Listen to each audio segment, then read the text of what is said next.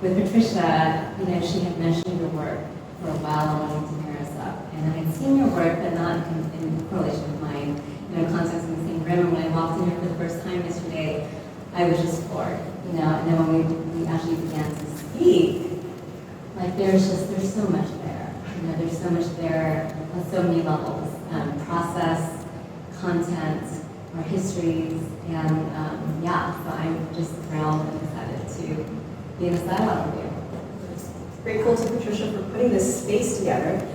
We saw it in its early stages, and it's just evolved into this amazing place where we can convene and have these conversations. And that's really meaningful to me at a time when it's been very isolated in many ways. Even as a teacher, you know, teaching double masked, it's been this time where we're all dealing with the unspeakable, and so to make work and then be able to speak together in this way, it's really meaningful that you hear. Can you hear me okay in the back, or should I speak up? All right. And one of the things that I think that we found out about one another's work yesterday, which I didn't know until we started speaking, is for me, this work is incredibly new. Like I had not really ventured into this kind of new way figuration, and so like it was almost new where it's uncomfortable, right, to speak about, because I hadn't really ingested it internally very much, but it just feels so personal. And I think that you had mentioned that about this work too for you. I think that from being alone in the past months, it's been very a process of kind of laying ourselves bare, and the work is so new and like freshly titled. Like I've been in this mode of digging into my family ancestry. My father's family is Batak Indonesian, and so the titles are drawn from things that I don't know and I can't say, and I want to leave them, find them. I'm researching, finding them, and for me they're breadcrumbs of language that then lead me into the work. Because as I'm making in a space that is not language-based. It's non-linear, it's intuitive, and the forms start to come together as a kind of a process of groping towards meaning and groping towards something I recognize. But in this time of relative silence, it's been possible to invite things into practice that haven't happened before. So if you've seen my work before, I think that this was really different. And so the changes have been happening that are a little alarming and exciting. Yeah. Are you finding some work? Yes. But it's incredibly exciting, right? I mean, for me, I mean, I feel like in some ways I moved through my practice really carefully and considered, you know, kind of before I also present it in the world, right? And I think in this moment I had been wanting to go back to figuration for a while, and it's just with so many things happening in the world and in this country, it just felt really right, and especially at a time where, you know, I'm approaching the mid-century mark, and then my mother is elderly, and I'm thinking more about how generations past come to pass, right? And so it just felt like a really right time to make this work that was about the Vietnamese women, right? And kind of that intergenerational trauma, but then also finding these kind of ways and strategies that are emerging out from the work that we just created. And yesterday when we were talking, you know, what's really interesting is looking at your work, I felt it's so rich in abstraction. Like, and I think that that's what you were just speaking about, the fragmentation of form.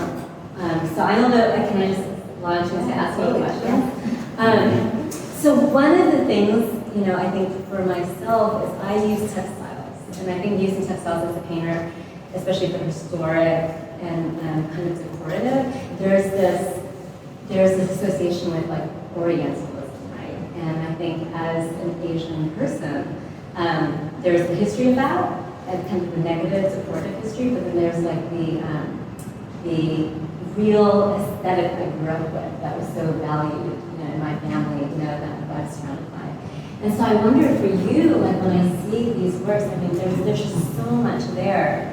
The color, the form, I see tidbits, and I think we were talking about this yesterday of kind of more historical forms. And I wonder how that is for you, you know, by bringing it in, what kind of context are you situating the work, you know, in both personal and also just in the greater context of sculpture?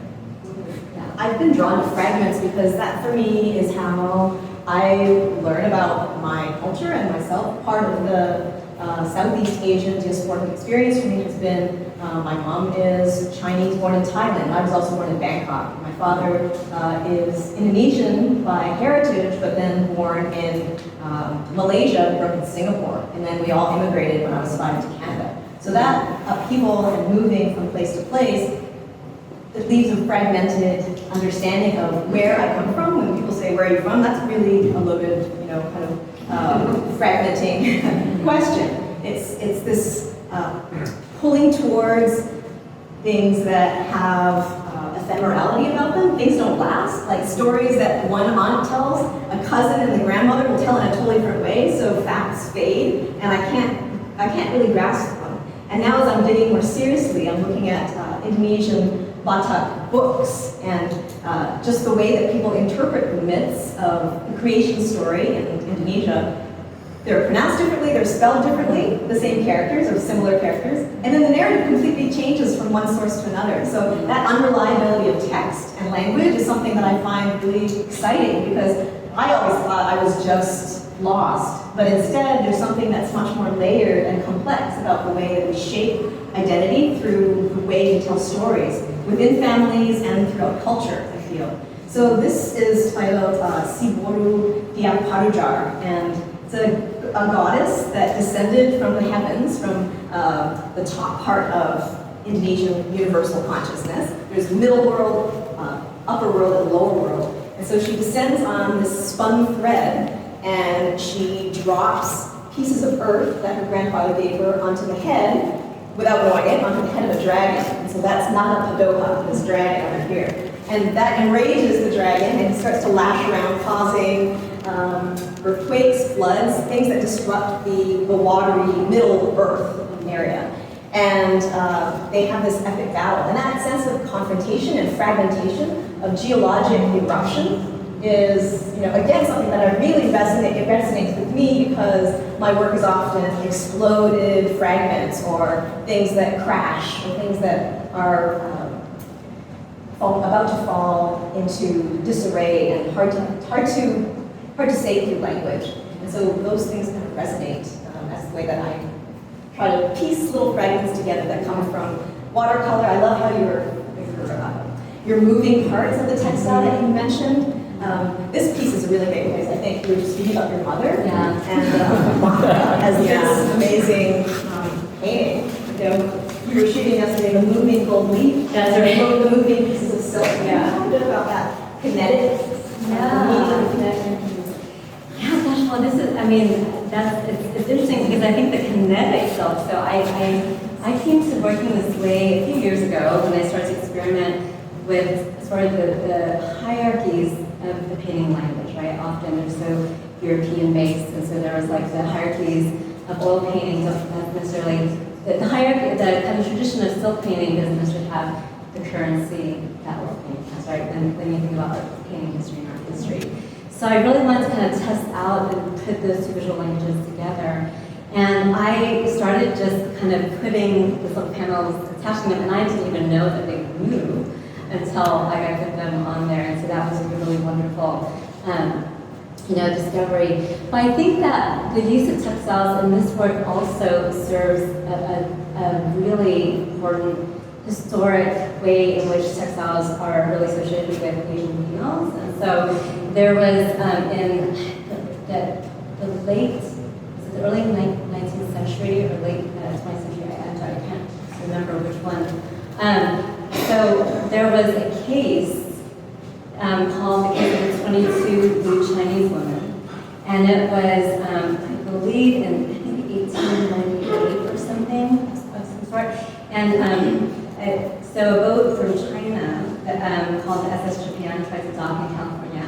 And these women were wearing silk textiles, and they were very colorful. And when they tried to dock, like everyone, there was like over 100 passengers that were allowed to dock, but they were not allowed. And at that time, the immigration, the person who's the head of immigration, himself a Polish immigrant, basically cited the clothing as ways in which they were loose. So they were colorful silk clothing, not conservative, right, in that kind of really European historic way. And so that's just one way in which textiles have been, really associated with and used against Asian women, especially on the soil.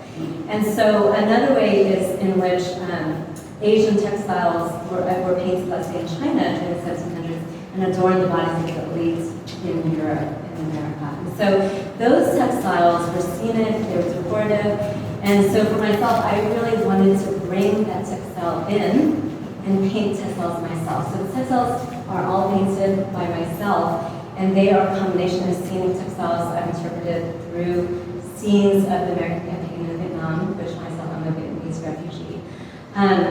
And also just like ways in which I'm using transformation, transcendence, magic. So there's the phoenix, there's hands, there's supporting. So it's just like everything to kind of talk about this kind of generational love and trauma and everything that goes into it, with the next generation that passes.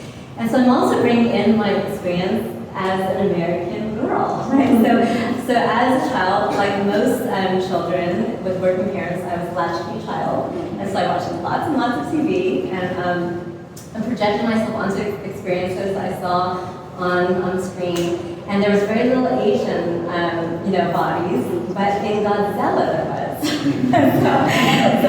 so to me, when I watched Godzilla and I saw Mothra and like the two, women who beckon and knock her out, I just felt like, I don't know, as a young girl, that was a magical moment for me.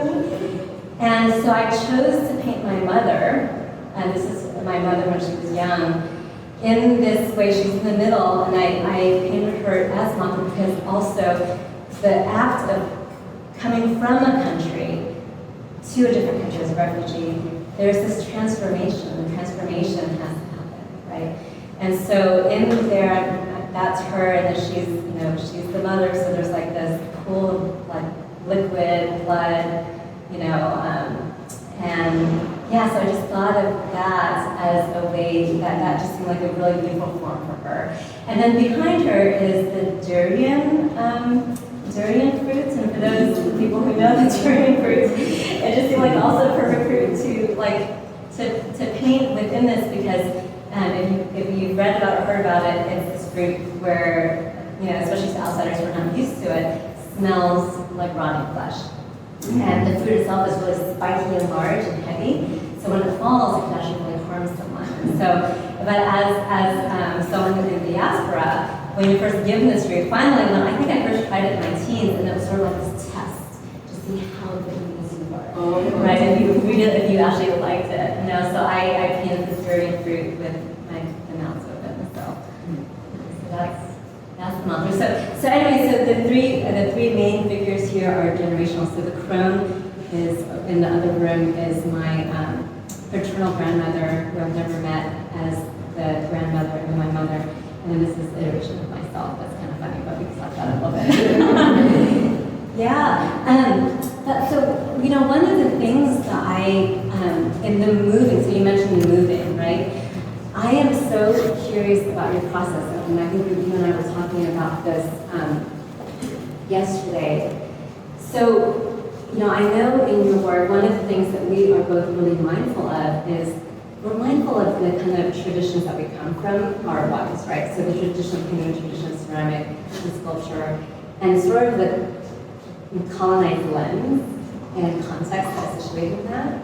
And so your work, one of the things that I really appreciate about this is in painting, often those colonial paintings were really romanticized, had really romanticized aesthetics, right? And when I look at your ceramics, to me, they're beautiful and complex, but they're also really chaotic, And so because I had never spoken to you about this before, so I'm learning about that kind of visual chaos, and also what kind of strategies you're specifically using to decolonize, kind of the history that you come from. Well, as someone who was kind of raised in the tradition of ceramics in an academic setting, which, as we know, is highly colonized, there's always this reference back to kind of Eurocentric traditions of what it means to work with clay. Even when artists like Bernard Leach, a British artist, would go to Japan and then learn there and then bring back techniques, all of this kind of appropriation of Asian techniques in ceramics were then kind of co-opted into this kind of the workman with the tie in the British pottery workshop. And that I was raised with that, as well as the modernist tradition of the Bauhaus, which is form follows function, everything should make sense and be useful. And so raised with those kinds of the right way to do things, I learned the right ways to center and throw, to make coils, to make volumes that were healthy and inflated and full of breath. I still love making a really full of breath kind of thing, but to attach the moral value to that is when things start to spiral down for me into colonialism. So to decolonize that process in my own practice, but also in working with community, I think it's been really meaningful to unravel that. So a lot of my work are physical gestures of unraveling that, literally unraveling the well-built, coil-built pot, or taking something as traditional as celadon, which has been appropriated all over the world, that kind of greenish jade glaze that's prized to represent something in Chinese culture. It means something very different and specific in Indonesian culture. But I never learned that because there was none of that art history available to me when I was studying. So 20 years, I'm still like digging to get this information, and I'm a beginner in my own culture, which is so exciting and also really angering in a lot of ways. So to have no role models at a time when I was so hungry to learn that, and now to be like, whoa, so during the pandemic, and this is, we were talking about this question earlier, how does the past, reach into the future, and how does it transform the future?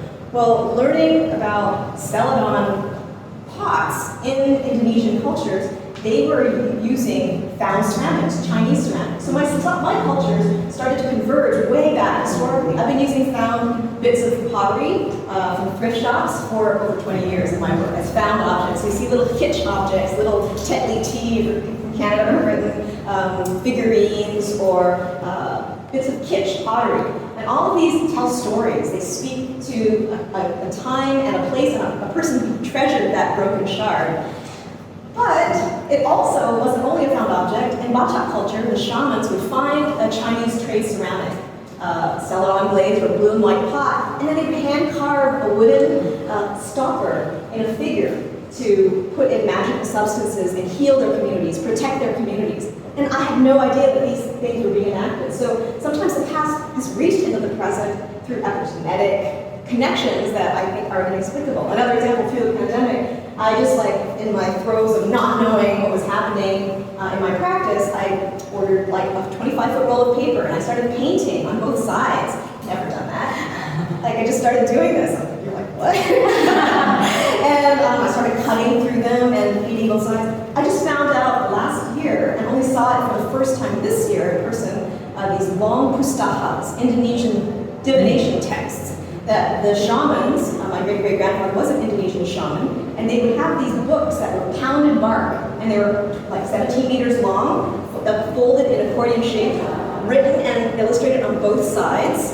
And these things give me goosebumps. When I try to explain them, I can't, but I've started to trust more that we know how to tell our own stories, and to then find language and situate them in culture later, not start from the explanation and then try to fit our story into a larger narrative. And I think that is a very kind of personal change for me that's been enlivening, and I'm very grateful for that. Yeah. So with your practice of bringing these figures, I'm so excited by seeing the maiden for Christmas. Can you talk about the maiden and the relationship? I love the landscape behind as well. I'm relating to landscape in Batak Indonesian culture here with this mountain piece, but I also see a mountain and a... Yeah, no, absolutely. So in these works, I'm actually reimagining the archetypes of the maiden, the mother, and the crone, as ways to, those categories, within witchcraft, right, have really been, almost in some ways dehumanized and painted as very kind of sort of weak and subservient. So you read about, say, the mother, right? She's supposed to birth her children and then kind of disappears and nothing, And when I think about the strength and resilience that my ancestors, my mother, and really, as it just keeps moving on and on, have to endure. It's so complex, and this is also a narrative that is so true for so many of us, right? And so the crone on the other side, again, is my paternal grandmother who I've never met, this is the mother who's the transformation from, Vietnamese soil to here.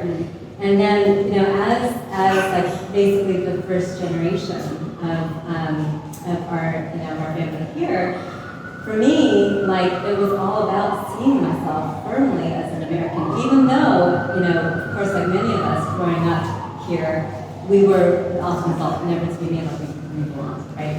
And so part of that is sort of like, that sort of traditions. And I really just want to say I resonate so much with how you just spoke about, trusting yourself and making the work that's really personal.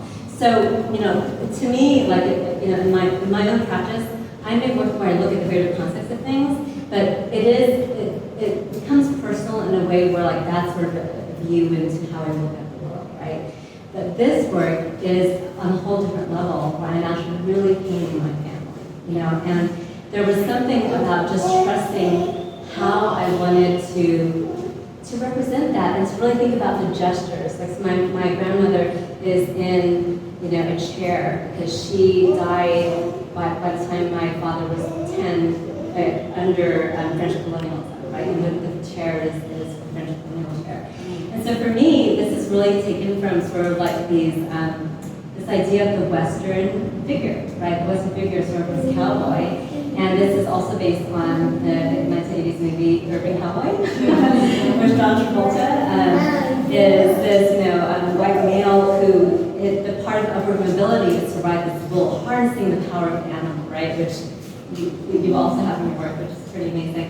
And so, as someone who is firmly rooted here, like, that is also something that I think about for myself and for all of us, right? And so for me, painting this. So the mountain, I did a whole series of work a while back that I recontextualized Thomas Pole's The Course of Empire, and the mountain was always present in all 5 of his paintings, right, as sort of like the American narrative. And so the mountain is actually Hon Lai, which is a Vietnamese version of, it's like a silhouette of a Vietnamese version of bonsai, which is sort of this imagined, landscape. The textile, so there are certain parts of textile I did not paint, and this is a scenic textile I did not paint, but had printed, which, for me, as a refugee immigrant in this country, I was so mindful at an early age that we were standing on colonized soil. And so this is a textile, a Spanish textile from the 18th century called the Triumph of Spain in the Americas. And so that's like, kind of like, it's basically this textile that's representing the landscape. And the textile she's wearing, which I've spoken about, very similar to my mother. And then we have the magic of the phoenix. So the phoenix is, she's made the origami phoenix, so she's about to grow, and sort of like, again, this ability to dream and to be whoever you want to be, right? So I really see this as a very empowering figure. Just thinking about the future, and so this is like, with this generation coming from that too. Yesterday when we were talking, the ways that myth kind of arises in your work, and myth is present, and we didn't, know this. We didn't plan Patricia it didn't all. know this when she was installing, but the phoenix is on the painting on the textiles in fragments in Matra, and then this dragon is, a tiger and dragon kind of entwined in battle is also a myth that travels from between lots of different cultures, and including from Chinese culture to Indonesian culture, those tensions very, very different. So the traditional kind of dragon and tiger conflict and yin and yang in Chinese culture would be in Indonesia completely different. So, and that was exciting to find out, was the forceful female goddess presence. The Indonesian world, the Batak world, was created by a goddess. And so having that power then restrain this dragon that was making all of this chaos happen, all this upheaval happen, I think speaks to a sense of place in a way. And for me, clay has been that vehicle for literally grounding us in experience. So clay, having that origin. And so when I'm digging for my origins, I just happen to be working in ceramic as well, this clay here is very different from that. So this is earthenware. It has this very dark red. It's from, this lowest part of the world. So while Indonesian architecture is always referencing the lower world, middle world, and upper world, clay technology has traditionally been like porcelain comes from the mountaintops, and earthenware, terracotta, comes from like the bottoms of rivers and places where the organics are keeping that color, all the carbon and all of the organics the very different kind of punky resonance. So going from mountaintop to up here, white clay, and having that be where the goddesses and gods live, and then they descend. And then during the process, you're asking about like this kind of abstract, chaotic process. I do weird things like find yellow string in the studio and then start to suspend. All of these, for the first time, were suspended in the air, blowing around with this big fan, because it was like 5 kilns were like blasting in your beautiful California weather. And I'm like, you know, having these like flying up above the forms and having that movement. So all these yellow strings are archiving that process of them being airborne. And only later did I find the myth of the goddess descending on this spun thread that came down. And so having the aerial and the upper world of Batak architecture and mythology, then reaching down into the underworld and the watery, unshaped place where dragons and the lower forms of animals might live. And then that middle zone where the humans exist, and that's where like found objects from like daily pottery might come into it. And then in the books I was finding also text.